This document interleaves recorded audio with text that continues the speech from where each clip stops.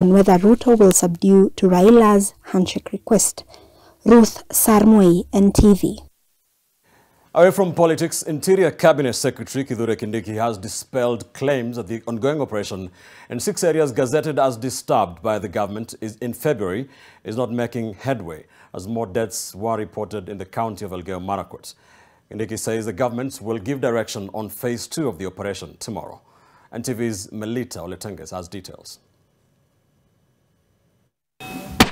The death of 2 medics in Elgeyo Marakwet in the thick of an ongoing operation in 6 banditry-prone areas caused an uproar among leaders and residents who accused the Kenya Defence Forces of laxity in the National Police Service-led operation.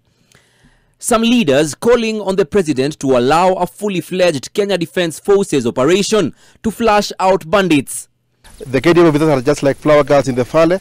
They were deployed, but they are not doing anything. I'm even saying that section 241(3) of our constitution to be relooked, so that if there is urgent things, then we don't need parliament to approve, because we are seeing our people dying. Therefore, want to ask His Excellency the President, the Commander-in-Chief of the Defence Forces of the Republic of Kenya, to invoke Article 243, 241 with immediate effect, so that that matter can now be handled by the military. The current operation is premised on Article 241(3)(b) of the Constitution, which allows the KDF to support the National Police Service. Kindiki has stated that the government is through with the first phase of the operation, which entailed assessing the situation on the ground. We have made some progress with regard to some of the measures that had already been pronounced. Up to now, we have received about 140 plus weapons of various types. The amnesty which had been given for 3 days lapsed and will not be extended. With an uproar by a section of Kenyans on the senseless killings, Kindiki says the second phase of the operation will be more rigorous and will be announced tomorrow.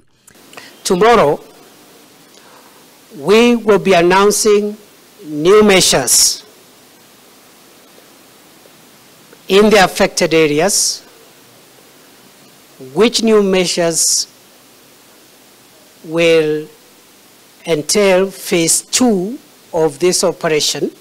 17 people have been killed by bandits since the operation started in what has been seen as a show of defiance. But even as security agencies insist that banditry is a tip of the iceberg of livestock trade, no arrests are yet to be made linking the alleged elite sponsors of the trade and war, even as the affected communities continue to cry for elusive stability. With boots on the ground in 6 areas gazetted as disturbed by the Interior Ministry in an operation led by the National Police Service supported by the Kenya Defence Forces, the Interior Cabinet Secretary insists that they are making progress and a report on the next step of the operation shall be made in the combat zone tomorrow.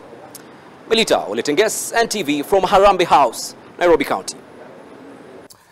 You're watching NTV tonight. Many thanks for staying with us. Don't go anywhere. Time for a quick commercial break. When we come back,